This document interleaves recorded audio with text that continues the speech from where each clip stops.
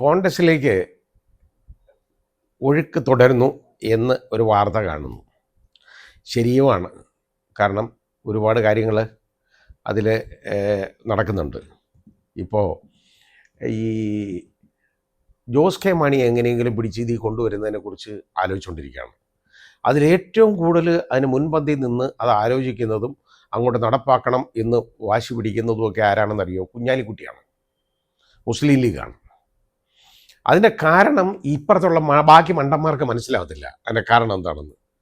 Collective bargaining എന്ന് പറയുന്ന trade യൂണിയൻ്റെ പ്രിൻസിപ്പിളുണ്ട്. അത് നടപ്പാക്കുക എന്നുള്ളതാണ് മുസ്ലിം ലീഗിൻ്റെ ആവശ്യം. കാരണം അവർക്ക് അത്രയും കൊടുത്തല്ലോ, അപ്പം ഞങ്ങൾക്ക് ഇത്രയുണ്ട്, അതുകൊണ്ട് ഞങ്ങൾക്ക് കുറേ കൂടെ കൂടുതൽ വേണം എന്ന് പറയാനുള്ള ഒരു ബാർഗൈനിങ് കപ്പാസിറ്റി അവർക്ക് ഉണ്ടാക്കിയെടുക്കുകയാണ് അവരുടെ ആവശ്യം. അതിന് ഇങ്ങനെ ഒരു കക്ഷി മൂന്നാമത് വരേണ്ട ഒരു കക്ഷിയും കൂടെ പിടിച്ചാക്കണം. ഇനി ഇത് പിടിച്ചാക്കിയാറുള്ള കുഴപ്പം എന്താണെന്നറിയോ? പാലാ സീറ്റ് എന്ന് പറയുന്നത് ഈ ജോസ് കെ മാണി ചോദിക്കുമെന്ന് എനിക്ക് തോന്നുന്നില്ല. കാരണം തറ തൊടത്തില്ല അവിടെ നിന്ന്. കാരണം പാലാക്കാർക്ക് ഇവരാരാണെന്ന് അറിയാം. അതുകൊണ്ട് അവിടെ മാണി സി കാപ്പൻ തന്നെ ജയിക്കുള്ളൂ. അപ്പോൾ മാണി സി കാപ്പൻ ആ സീറ്റ് വിട്ടുകൊടുക്കാൻ പറയാൻ പറ്റുമോ? പറ്റത്തില്ല. മാണി സി കാപ്പൻ കാരണം അവിടെ അത്രത്തോളം ഫൈറ്റ് ചെയ്ത് ജയിച്ച് നിൽക്കുന്ന ഒരു സ്ഥാനാർത്ഥിയാണ്, ഒരാളാണ്, ഒരു കാൻഡിഡേറ്റാണ്. മാത്രമല്ല അദ്ദേഹത്തിനെ സംബന്ധിച്ചിടത്തോളം പേരുദോഷങ്ങളൊന്നും കേൾക്കാനില്ല, അങ്ങനെയുള്ള ഒരാളാണ്. അപ്പോൾ ആ മാണി സി കാപ്പൻ്റെ അടുത്ത് നിങ്ങൾ ആ സീറ്റ് അങ്ങ് ജോസ് കെ മാണിക്ക് കൊടുക്കുക എന്ന് പറയാൻ പറ്റുമോ? ഇല്ല.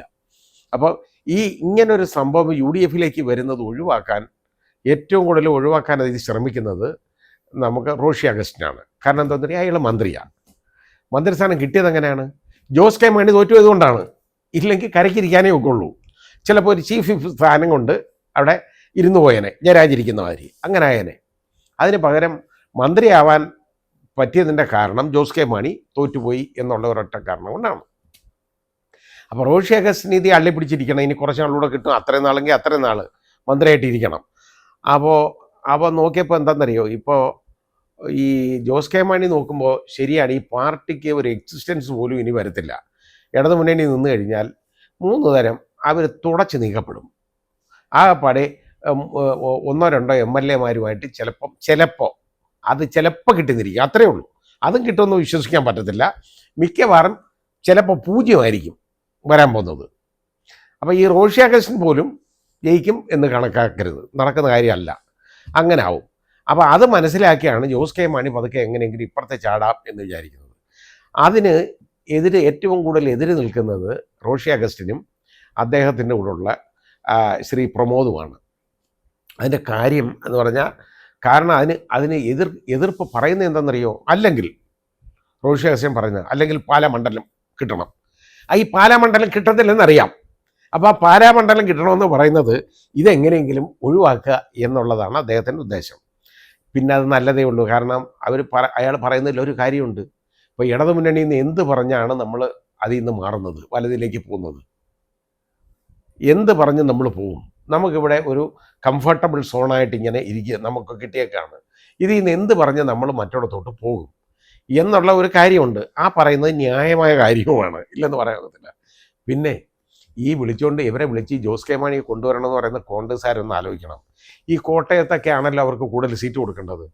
ആ ഓരോ സീറ്റിലേക്കും ഉടുപ്പും തയ്പ്പിച്ചിരിക്കുന്ന ഒരുപാട് കോൺഗ്രസ്സുകാരുണ്ട്. അവരെ എല്ലാം നിരാശരാക്കുന്നതല്ലേ ഈ വരാൻ പോകുന്നത്. ജോസ് കെ മാണി വന്നിട്ട് ഈ സീറ്റ് എടുത്ത് അവർക്ക് കൊടുക്കുക, വെറുതെ ചുമ്മാതെ വഴിയെ പോകുന്നവർ വിളിച്ച് സദ്യ കൊടുക്കുക, ഇതാണ് കാര്യം. അതാണ് നടക്കാൻ പോകുന്നത്.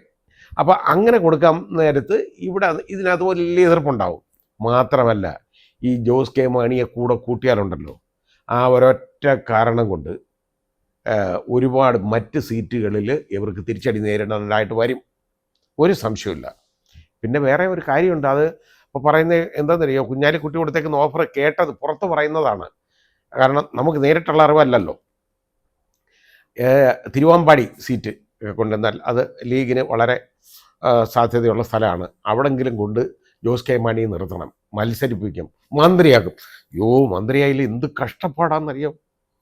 അദ്ദേഹം മന്ത്രിയായില്ലെങ്കിൽ എന്തുമാത്രം സേവനമാണ് നമുക്ക് നഷ്ടപ്പെടുത്തിയെന്നൊന്ന് ആലോചിച്ച് നോക്കിക്കോളൂ. അത് വലിയ കഷ്ടമാണ്. മന്ത്രിയാവാതിരിക്കുന്നത് മന്ത്രിയാക്കണം, ആക്കിയാലേ പറ്റൂ, ഇല്ലാതെ നടത്തരുത്. അദ്ദേഹത്തിനെ മന്ത്രിയാക്കി തന്നെ നടക്കണം, അങ്ങനെ തന്നെ വേണം. ഇപ്പോൾ ഈ രീതിയിലാണ് ഉള്ള പോക്ക് വരുന്നത്. ഈ നീക്കുപോക്കുകളൊക്കെ ഉണ്ടാകുമ്പോൾ അൾട്ടിമേറ്റ്ലി നഷ്ടം വരുന്നത് കോൺഗ്രസ്സിനാണ്. അത് ചിന്തിക്കണം. കാരണം കോൺഗ്രസിൻ്റെ സീറ്റിൽ നിന്നാണ് ഇതെല്ലാം എടുത്ത് കൊടുക്കേണ്ടത്. കൊടുത്തു വരുമ്പോൾ അവസാനം കോൺഗ്രസ് ജയിച്ചു വന്നു കഴിഞ്ഞാൽ ഇത് മാത്രവുമല്ല, ഒരു വർഗീയ ധ്രുവീകരണം അവിടെ ഉണ്ടാവും. മന്ത്രിമാരെല്ലാം ക്രിസ്ത്യാനികളായിരിക്കും. അത് നോക്കിക്കോളൂ. ഇതാണ് ഈ പ്രശ്നം വരുന്നത്. അപ്പോൾ ഇപ്പം മുസ്ലിങ്ങളെ സംബന്ധിച്ചിടത്തോളം ലീഗിൽ മുസ്ലിങ്ങളല്ലേ ഉള്ളത്. അപ്പോൾ ഈ കോൺഗ്രസ്സിൽ ഉള്ള ഒരൊറ്റ മുസ്ലിമിനും അത് ആരെങ്കിലും ഉണ്ടോ എന്ന് എനിക്കറിഞ്ഞൂടാ. ഉണ്ടെങ്കിൽ യവന്മാർക്ക് ആർക്കും മന്ത്രിസ്ഥാനം കിട്ടാൻ പോകുന്നില്ല. ഇതുപോലുള്ള കാര്യങ്ങളാണ് നടപ്പാക്കാൻ പോകുന്നത്. കാരണം ജാതി സമവാക്യങ്ങളും ആയിട്ട് ഇവരങ്ങ് മുമ്പോട്ട് നീങ്ങുമല്ലോ. അപ്പോൾ അരമനയിൽ നിന്ന് ഓരോന്ന് വിളിച്ച് പറയും, NSS എന്ന് ഓരോന്ന് വിളിച്ച് പറയും, SNDP എന്ന് പറയും. അന്നേരം ഇതെല്ലാം കേട്ടുകൊണ്ടിരുന്നിട്ട് ഈ രീതിയിലുള്ള വൃത്തികേടുകൾക്ക് കളമൊരുങ്ങും. ഇതിൻ്റെ വല്ല കാര്യമുണ്ടോ? ഇപ്പം മര്യാദയ്ക്ക് ഈ ജോസ് കെ മാണിയുടെയോ അദ്ദേഹത്തിൻ്റെ പാർട്ടിയുടെയോ ഒരു സഹായവും ഇല്ലാതെ UDF ഈസിയായിട്ട് ജയിച്ച് കയറാം. UDF കഴിവുണ്ടല്ലത്. UDF നന്മകളും ഇത് ഇരിക്കുന്നവന്മാർ വൃത്തിയുള്ളതുകൊണ്ടും അല്ല, ജനങ്ങളും മറ്റേത് മുറുതിമുട്ടിയിരിക്കുന്നത് കൊണ്ടാണ്. അങ്ങനെ കിട്ടും. എന്നിട്ട് അതിന് ശേഷം ഈ അടിയും വഴക്കൊന്നുമില്ലാതെ നേരെ ഭരിച്ചു കഴിഞ്ഞാൽ ആ ഭരണ തുടർച്ച കിട്ടുന്നിരിക്കും. അതിനെക്കുറിച്ച് ചിന്തിക്കുന്നതിന് പകരം ഇപ്പം ഇതുപോലുള്ളവരെ പിടിച്ചുകൊണ്ട് വരിക എന്നാണ് അതിനെക്കുറിച്ച് ആലോചിക്കുന്നത്. ഇപ്പം ഇത് പറഞ്ഞപ്പോഴാണ് എനിക്ക് ഓർമ്മ വന്നത്, മനസ്സിലായത്.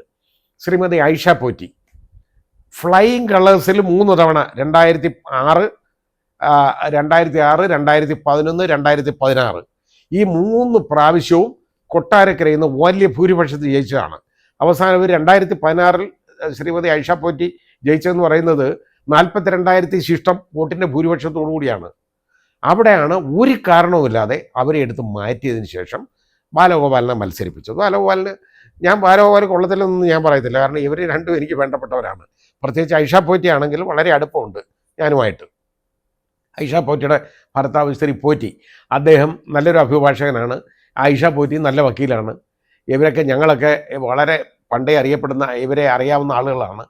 അപ്പോൾ നല്ല രീതിയിലുള്ള പ്രവർത്തനം കാഴ്ചവെക്കുന്ന ഒരു സാമൂഹ്യ പ്രവർത്തനത്തിന് വേണ്ടി മാത്രം വെളിയിലോട്ട് ഇറങ്ങിയതാണ് ഐഷ പോറ്റി. ശ്രീ ആർ ബാലകൃഷ്ണപിള്ള അദ്ദേഹത്തിനെ തോൽപ്പിച്ചാണ് അവിടെ കൊട്ടാരക്കര കീഴടക്കിയത് വൻ ഭൂരിപക്ഷത്തിൽ. അപ്പോൾ ഇത് അതുകൊണ്ട് ഞാൻ പറഞ്ഞതല്ല. ആർ ബാലകൃഷ്ണപിള്ള എനിക്കിഷ്ടമായിരുന്നു, അത് വേറെ കാര്യം. പക്ഷേ എന്നാലും ഐഷ പോറ്റി അവിടെ നിന്ന് മത്സരിച്ചു, ജയിച്ചു നല്ലതായിട്ട്. ഈ 3 തവണ അവരെ മന്ത്രിയാക്കിയില്ല ആരും. എന്നിട്ട് അവരെ ഇപ്പം വർഗവഞ്ചക എന്നൊക്കെ വിളിക്കുന്ന ആളൊക്കെ ഉണ്ടല്ലോ, അവരൊക്കെ പോയി മന്ത്രിയായിട്ടിരുന്നല്ലോ. മാത്രമല്ല ഇരുന്ന കാര്യങ്ങളൊക്കെ നമുക്ക് എങ്ങനെയാണെന്നൊക്കെ അറിയാമല്ലോ. അതിനെക്കുറിച്ചൊന്നും ഞാൻ പറയുന്നില്ല. അപ്പോൾ ശ്രീമതി ഐഷ പോറ്റി പറഞ്ഞ ഒരു കാര്യം ശ്രദ്ധേയമാണ്.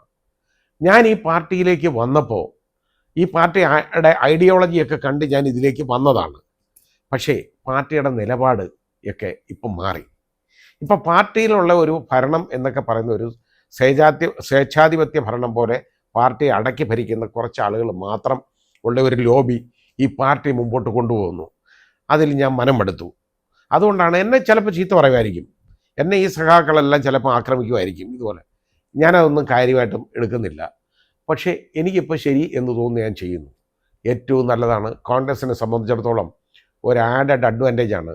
അവിടെ ശ്രീമതി ഐഷ പോറ്റി മത്സരിച്ചാലുണ്ടല്ലോ, അവർക്കെതിരെ ഏത് സ്ഥാനാർത്ഥിയെ നിങ്ങൾ LDF നിർത്തിക്കോളൂ, നിലനിർത്തില്ല, ഒരു സംശയവും വേണ്ട. ഐഷ പോറ്റി ഫ്ലൈയിങ് കളേഴ്സിൽ അവർ ജയിക്കും. കാരണം അത്രത്തോളം ജനസമ്മിതിയുള്ള ഒരു MLA ആയിരുന്നു.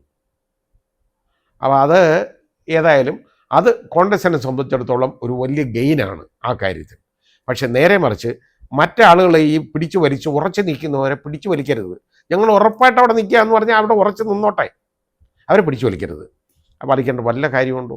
ആവശ്യമില്ലാത്ത കാര്യം ചെയ്ത് ചൊറിഞ്ഞ് പുണ്ണാക്കുകയാണ് ഇപ്പോൾ ചെയ്തുകൊണ്ടിരിക്കുന്നത്.